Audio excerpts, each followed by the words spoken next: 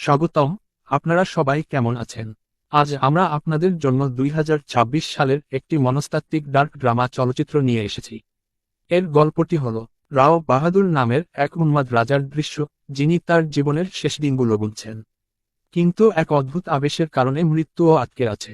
তার জাঁকজমকপূর্ণ, বাহ্যিকভাবে জমকালো অট্টালিকার ভেতরে তার পুরো পরিবার ছড়িয়ে ছিটিয়ে আছে। তার স্ত্রী একটি অন্ধকার ঘরে বন্দী, একাই নির্বাসিত। তার বড় ছেলেও এই রাজকীয় দমবন্ধ করা পরিবেশে বাস করছে। এই সব কিছুর আড়ালে রাওয়ের মনে এক গভীর সন্দেহ তাকে রাতে জাগিয়ে রাখে। সত্য উদ্ঘাটন করতে সে এমন এক ভয়াবহ পদক্ষেপ নেয় যা কেউ কল্পনাও করতে পারেনি।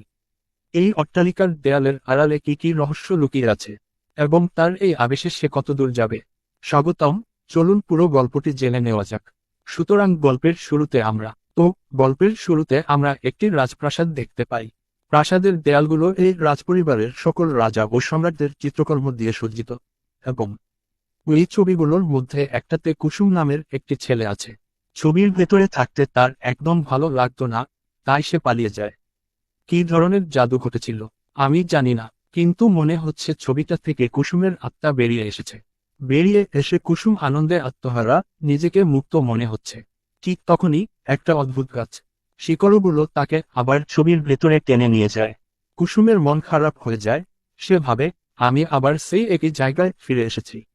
এরপর বন্ধুরা, আমরা একটি অদ্ভুত পোকা দেখতে পাই। পোকাটি রাজপ্রাসাদের রাজা রাওয়ের মস্তিষ্কে প্রবেশ করে। ভেতরে প্রবেশ করার পর রাও অদ্ভুত সব দৃশ্য দেখতে শুরু করেন, যার মধ্যে তার নিজের ঘরও অন্তর্ভুক্ত ছিল। সে ভয় গোল হয়ে ঘুরতে থাকে এবং এই প্রক্রিয়ায় সে নিজেকে আঘাত করে ফেলে। রাও এর ছেলে লাবণ্য ডক্টর আচারীকে ফোন করে এবং তাকে জানায় যে তার বাবার আরেকটি হয়েছে। খিচুনি। আচার্য দ্রুত প্রাসাদের দিকে রওনা হন। পথে তিনি একজন প্রবীণ ডাক্তারের সাথে কথা বলেন। রাওকে নিয়ে আমি কি করব? সিনিয়র ডাক্তার উত্তর দেন, কি আর বলবো, আমার মনে হয় ওর লিভার ক্ষতিগ্রস্ত হয়েছে, ওর ক্যান্সার হয়েছে, আর সেই অনুযায়ী ওর আর মাত্র 4 মাস বাঁচা উচিত। কিন্তু আমি জানি না কেন সে 1 বছর ধরে শান্তিতে জীবন কাটাচ্ছে। তার চিকিৎসা করা আমার বোধগম্যতার বাইরে, ভাই। তাই আপনার কিছু করা উচিত। আচার্য আর কোনো সাহায্য পায় না। সে রাওকে ত্যাগ করতে পারে না, কারণ রাও এবং আচার্য দীর্ঘদিনের বন্ধু। এ কারণেই আচার্য তাদের যৌবনে যান। রাও এর সাথে দেখা করতে প্রাসাদে গিয়ে আমরা আরও একটি বিষয় জানতে পারি। রাও এর স্ত্রী রেণুকা গত 8 বছর ধরে একটি ঘরে বন্দী হয়ে আছেন। এর পেছনের রহস্য পরে প্রকাশ করা হবে। এখন আচার্য যখন রাও এর কাছে আসেন, তিনি বলেন, আপনি এসেছেন আচার্য। এখন আমার প্রশ্নগুলোর উত্তর দাও। আমি জানি আমার সাথে কি ঘটছে। আমি অদ্ভুত জিনিস দেখি। মাঝে মাঝে আমার মনে হয় কুসুম এখানে আছে, আমাকে ভয় পাইয়ে দিচ্ছে। এই সন্দেহটা আমাকে তাড়া করে ফিরছে যে কুসুম হয়তো আদৌ আমার ছেলে নয়। আর রেণুকা আমার কাছে একটা গোপন কথা লুকাচ্ছে, যে কুসুম নিশ্চিতভাবে অন্য কারো ছেলে। আর এটা নিশ্চিত না হওয়া পর্যন্ত আমি শান্তিতে মরব না, শান্তিও পাব না। তাই ডিএনএ পরীক্ষা করান। কিন্তু আচার্য বলেন, তুমি কি বোকা? কুসুমের মৃত্যুর পর 8 বছর হয়ে গেছে, আর তখন থেকেই তুমি বিষণ্ণ। আর আজও সেই বিষণ্ণতার কারণেই তুমি এই সব কিছু দেখছো। আরে শান্ত হও তো, বন্ধু। এইসব জিনিস ছেড়ে দাও। কিন্তু রাও রাজি হয় না।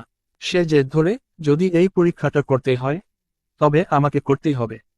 আচার্য বলেন, আমাকে একটা কথা বলো, আমি কুসুমের রক্ত কোথায় পাবো? ওর আর কোনো অংশই অবশিষ্ট নেই। সবকিছু শেষ হয়ে গেছে। এই পরীক্ষার কথা ভুলে যাও, শুধু শান্ত হও। এই বলে আচার্য চলে যান। এখন রাও এর পাগলামিতে লাবণ্য বিচলিত হয়ে পড়ে। সে আচার্যকে বলে, কিছু একটা করুন, বন্ধু। আমি বাবাকে এত কষ্ট পেতে দেখতে আমার আর ভালো লাগছে না। ইচ্ছে করছে ওনাকে চিরদিনের জন্য ঘুম পাড়িয়ে দিই, যাতে ওনা শান্তি পায়। প্রতিদিনের এই সব কিছুতে আমি অতিষ্ঠ হয়ে গেছি। আচার্যও বোঝেন, কারণ সে পরিস্থিতিটা জানে। রেণুকা নিজের ঘরে নিজেকে আটকে রেখেছে। লাবণ্য 8 বছর ধরে একাই প্রাসাদের সবকিছু সামলে আসছে, এবং সে তার উন্মাদ বাবারও দেখাশোনা করছে। তাই চিন্তিত হওয়াটা স্বাভাবিক।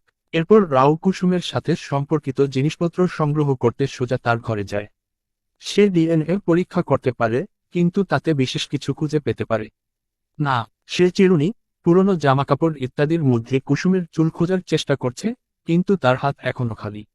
আর বন্ধুরা, রাওয়ের কথা বলতে গেলে সে দেখতে যতটা পাগলাটে মনে হতো, আসলে ততটা ছিল না। সে সারা জীবনই রাজার ছেলে ছিল, তাই বিভিন্ন দেশে ভ্রমণ করা এবং রাজপুত্রের মতো জীবনযাপন করা রাওয়ের জন্য বেশ স্বাভাবিক ছিল। একদিন আচার্য রাওকে প্রাসাদে ফিরে আসতে বলেন।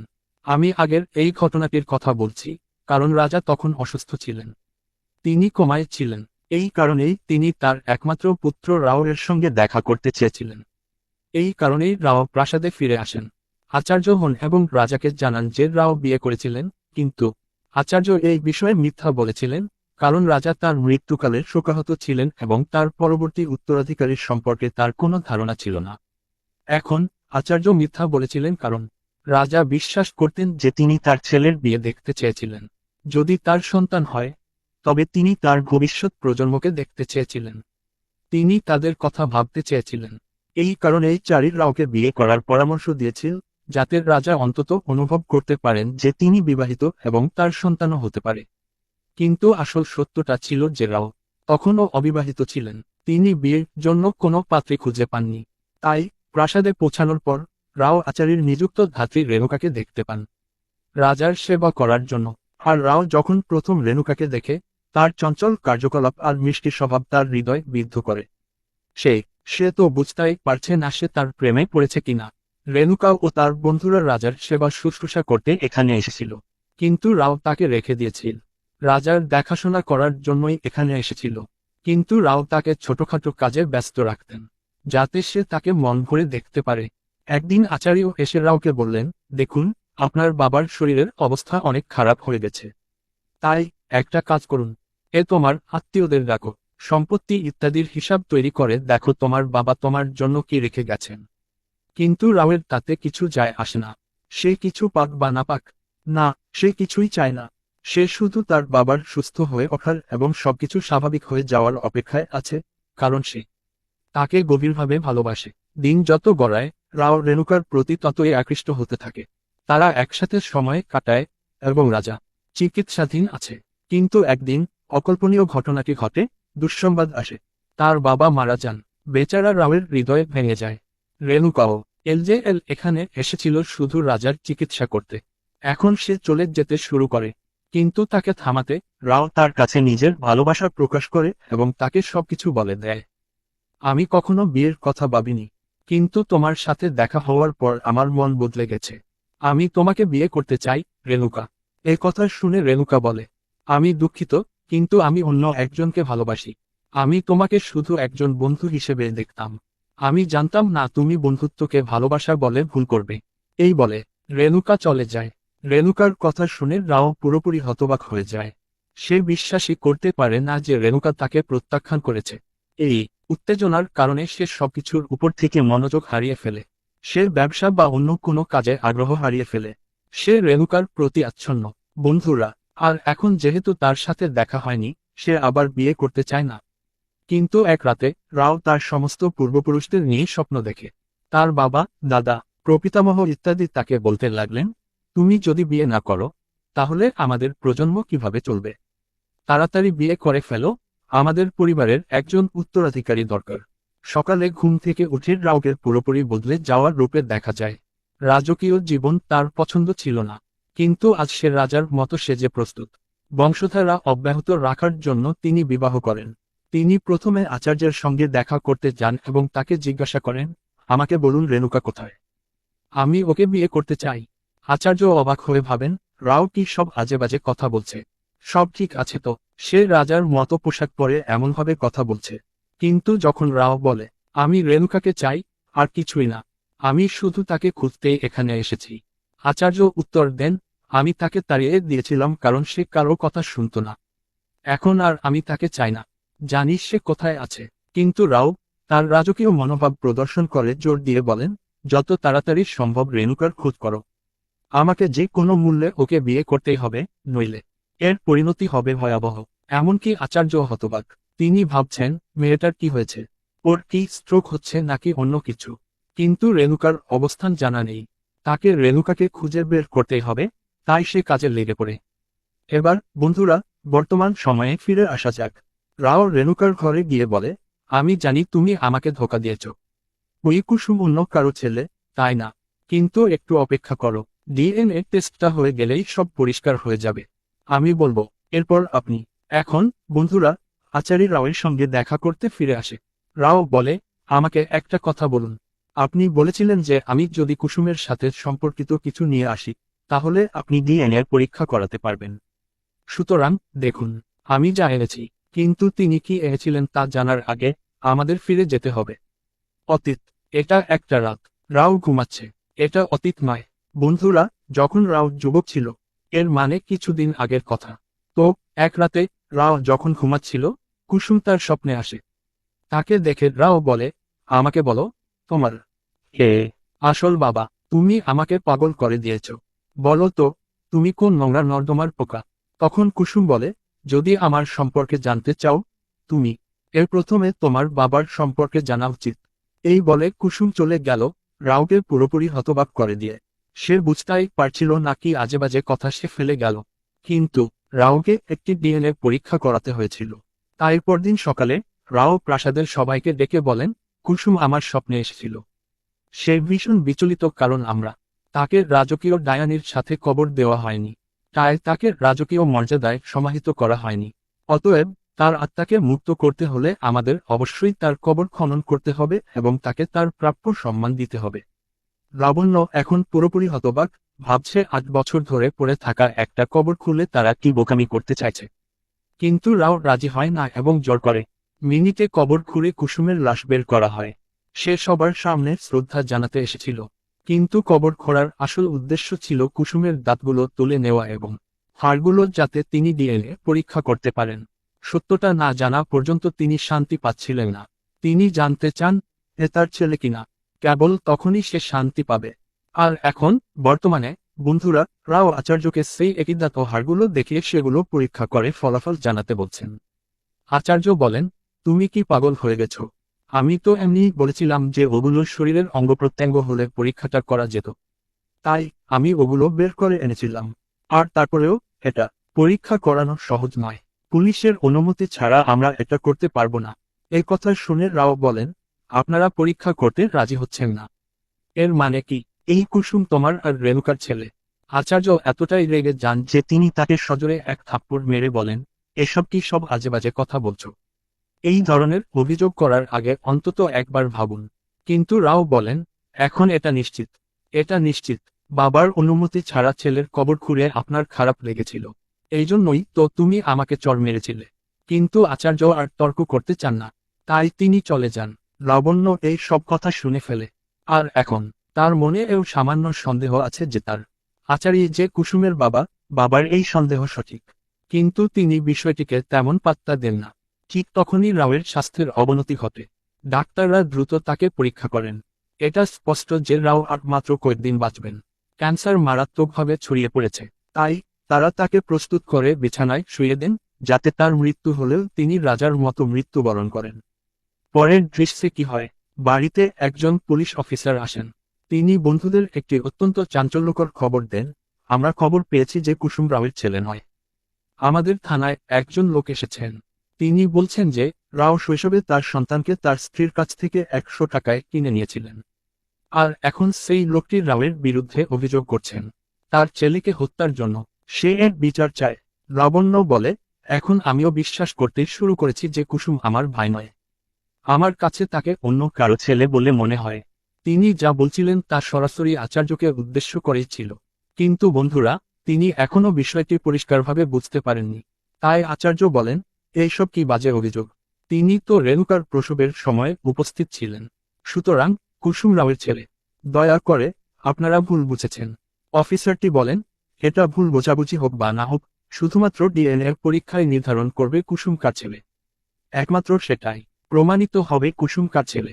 যদি সে এই লোকটির ছেলে হয়, তাহলে কুসুমকে কিনে নেওয়া এবং তাকে খুন করার দায় রাও অভিযুক্ত হবে।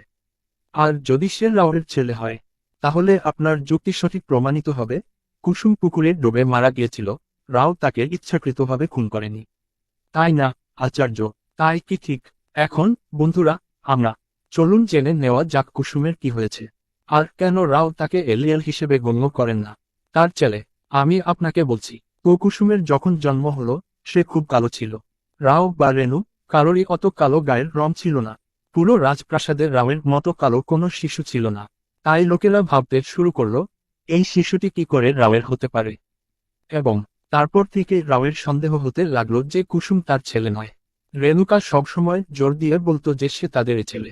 আর যাই হোক বন্ধুরা, রেণুকা পরে রাওকে বিয়ে করতে রাজি হয়েছিল। কুসুমের জন্ম হয়েছিল লাবণ্যের পরে, কিন্তু তারপর যখন রাও কুসুমকে সন্দেহ করতে শুরু করলো, সে আর কখনো তাকে ভালোবাসেনি। একজন বাবার যে ভালোবাসা প্রাপ্য, রাও একটি সন্তানকে তা দেয়নি। তিনি সর্বদা লাবণ্যকে ভালোবাসতেন এবং কুসুমকে ঘৃণা করতেন, এমনকি কুসুমের মুখও দেখতে চাইতেন না। বেচারা কুসুম ছিল একটি শিশু, এবং তার একজন বাবার ভালোবাসা প্রয়োজন ছিল। আমি আভানভার পুরানো টক্স 12-39-এর সাথে খেলতাম। মাঝে মাঝে লাবণ্যের পুরনো খেলনাগুলো নিয়ে খেলতো, বা এমনকি সেটাও। তারপর একদিন লাবণ্য কুসুমকে বলে যে সে তার বাবার ছেলে নয়, সে এতটাই কালো, এই জন্যই ওরা ওকে ভালোবাসে না। লাবণ্যকে বলতে শুনে বেচারা কুসুম ওকে মারতে শুরু করে। তুমি ওটা কেন বললে? আমি আমার বাবার ছেলে, ভাই। কি সব এর কথা বলছো? এই দেখে রাও কুসুমকে মারতে মারতে জিজ্ঞেস করে, তুই আমার ছেলেকে কি করে মারতে পারলি? ও সত্যি বলেছিল, তুই আমার ছেলে না। বেচারি কুসুম গভীরভাবে মর্মাহত হয়। সে ভীষণ খারাপ অনুভব করে, এবং এই আঘাত অসহনীয়। তাই সে পুকুরে ডুবে আত্মহত্যা করে। এই ঘটনায় হতবাক হয়ে রেণুকা স্তব্ধ হয়ে যায় এবং সরাসরি রাওকে তার নিজের ছেলেকে হত্যার জন্য অভিযুক্ত করে। সেদিনই রেণুকা চিরকালের জন্য নিজের ঘরে নিজেকে বন্দী করে রেখেছিল, এবং সেখানে থেকেই রাও ধীরে ধীরে বিষণ্ণতার গভীরে তলিয়ে যেতে থাকে। তার বর্তমান অবস্থার কারণ সেই বিষণ্ণতা। তার জীবনের একমাত্র উদ্দেশ্য হল কুসুম তার ছেলে কিনা তা খুঁজে বের করা। আর এখন বর্তমানে বন্ধুরা, রাও যেইমাত্র শুনবে যে একটি ডিএনএ পরীক্ষা করা হবে, সে বিছানায় শুয়েছিল, কিন্তু হঠাৎ উঠে বসে অফিসারকে বলে, দয়া করে রিপোর্টটা তাড়াতাড়ি নিয়ে আসুন। আমার জীবনের সবচেয়ে বড় গোপন রহস্যটা এবার ফাঁস হতে চলেছে। সবাই হতবাক হয়ে ভাবতে থাকে, সে কি মানুষ নাকি শয়তান? কিভাবে সে হঠাৎ স্বাভাবিক হয়ে গেল? রাও অফিসারকে দাঁত ও হাড়গুলো দেন, কিন্তু অফিসার বলেন, পরীক্ষা করার আগে আমাদের নিজেদেরই হাড়গুলো বের করতে হবে। আপনার হাড় বা আপনি যা কিছু দেবেন, তার কোনো কিছুই আমরা বিশ্বাস করতে পারি না। তাই অফিসার কিছু ফরেন্সিক বিশেষজ্ঞকে নিয়ে আসেন এবং পরীক্ষার জন্য কুসুমের শরীর থেকে দাঁত ও হাড় সংগ্রহ করেন। পরীক্ষার রিপোর্ট সম্পন্ন হতে 2 সপ্তাহ সময় লাগবে বলে আশা করা হচ্ছে। তাই রাও এই 2 সপ্তাহ না ঘুমিয়ে কাটান, প্রতিজ্ঞা করেন যে সত্য প্রকাশিত না হওয়া পর্যন্ত তিনি নিশ্চিন্তে ঘুমাবেন। অবশেষে বন্ধুরা, স্বাগতম। মিনিট সবাই আদালতে এসে পৌঁছায়, এবং বিচারক রায় দিতে চলেছেন যে রাও কুসুমের ছেলে কিনা। যদি সে ছেলে না হয়, তবে তার জেল হবে। আর যদি হ্যাঁ হয়, রাও নিজের ছেলের উপর করা অত্যাচারে সে বিধ্বস্ত হবে। আর বন্ধুরা, ফলাফল একই, কুসুম আসলেই রাওয়ের ছেলে, তার নিজের রক্ত, যাকে সে কখনো ভালোবাসেনি এবং যার মৃত্যুর কারণ সেই। সত্যটা জানতে পেরে রাও এতটাই হতবাক হয়ে যায় যে রিপোর্টটি দেখার সময়েই তার মৃত্যু হয়। এরপর তার মৃত্যুর পর সিনেমার শুরুতে তার শরীরে প্রবেশ করা পোকাটি ভেতর থেকে বেরিয়ে আসে। এরপর বন্ধুরা, রাওয়ের অন্ত্যেষ্টিক্রিয়ার প্রস্তুতি নেওয়া হয়, যেখানে প্রত্যেককে অবশ্যই তাদের গোপনীয় বিষয়গুলি জানাতে হবে। এই একটি আচার। সুতরাং যখন আচার্য এবং রেণুকা রাওয়ের মৃতদেহের কাছে সত্য প্রকাশ করে, তাই সিনেমার সমস্ত রহস্য উন্মোচিত হয়। আমরা দেখতে পাই যে যখন আচার্যের বিরুদ্ধে কুসুমের সম্ভাব্য বাবা হওয়ার অভিযোগ ওঠে এবং ডিএনএর পরীক্ষার কথা ওঠে, তখন তিনি অন্য এক ব্যক্তির মাধ্যমে একটি মিথ্যা মামলা সাজিয়েছিল। সেই কিলাবি আমার ছেলেকে ছোটবেলায় কিনেছিল, তারপর তাকে হত্যা করে। ওই লোকটি এই অভিযোগ করেছিল, এবং আচার্য তাকে সমস্ত সন্দেহ ও অন্যান্য অভিযোগ থেকে মুক্ত করার জন্য এই সবকিছুর পরিকল্পনা করেছিলেন। এদিকে রেণুকা রাওকে ফিসফিস করে বলে যে কুসুম সত্যিই তাদের ছেলে, কিন্তু লাবণ্য নয়। সুতরাং বন্ধুরা, দেখুন গল্পটি কোন দিকে মোড় নেয়। যখন রেণুকার প্রেমিক জানতে পারল যে রেণুকা রাওয়ের সাথে থাকছে, সে তার সাথে সম্পর্ক ছিন্ন করে। সে ভেবেছিল মেয়েটি রাওয়ের সন্তানের গর্ভবতী। সন্তানটি তার প্রেমিকের ছিল, যাতে শিশুটি বাবার নাম পেতে পারে। তাই আচার্যের পীড়াপিড়িতে রেণুকা রাওকে বিয়ে করে, এবং তারপর তার প্রেমিকের লাবণ্য নামে একটি সন্তান জন্ম নেয়। আবেগ এখনো শেষ হয়নি বন্ধুরা। আচার্য রাওয়ের কানে ফিসফিস করে বলেন, একটা কথা আছে বন্ধু, আমি তোমাকে কখনো বলিনি যে তুমি তোমার বাবার ছেলে নও। তুমি তো জানো তোমার বাবা তোমাকে দত্তক নিয়েছিলেন, যখন তাদের সন্তান গর্ভপাতের কারণে মারা যায়, এবং তার স্ত্রী এই কারণে তাকেও হত্যা করা হয়েছিল। তোমার বাবার পূর্বপুরুষরা তাকে স্বপ্নে দেখা দিয়ে একজন উত্তরাধিকারী দিতে বলেছিলেন। সেই কারণেই চাপের মুখে তিনি তোমাকে দত্তক নিয়েছিলেন। সেই কারণেই আমি পদে আপনাকে সম্পত্তি সম্পর্কে জিজ্ঞাসা করা হচ্ছিল, আপনার বাবা সবকিছু আপনার নামে উইল করে গেছেন কিনা। এসব কি হচ্ছে বন্ধুরা? পুরো ব্যবস্থাটাই অলটপালট হয়ে গেছে। উনি কোথায় গেলেন? বেচারা রাও সত্য শুনতে পারেনি, কারণ কুসুমের মৃত্যুর শোকই তার জীবন কেড়ে নিয়েছিল। কিন্তু সে অনেক আগেই মারা যেত, তবে তার উন্মাদনায় তাকে বাঁচিয়ে রেখেছিল কুসুমের আসল সত্যটা। সেই কীর্তিও একই বিষয় প্রমাণ করে, সে অনেক আগেই মরে গিয়েছিল। শুধু তার দেহটাই অবশিষ্ট ছিল, আর ছিল সত্য জানার আকুতি, এবং সত্যটা জানার পরেই রাও মারা গেলেন। সেই কীর্তিও অদৃশ্য হয়ে গেল। রাওয়ের অন্ত্যেষ্টিক্রিয়া সম্পন্ন হয়, এবং একটি অদ্ভুত দৃশ্যের মধ্য দিয়ে চলচ্চিত্রটি শেষ হয়। দৃশ্য, লাবণ্য তার বাবা রাওয়ের মতোই পুরোপুরি পাগল হয়ে গেছে। বন্ধুরা, এর পেছনে কিছু মূল কারণ রয়েছে। সিনেমাটি এই প্রশ্ন দিয়ে শেষ হয়।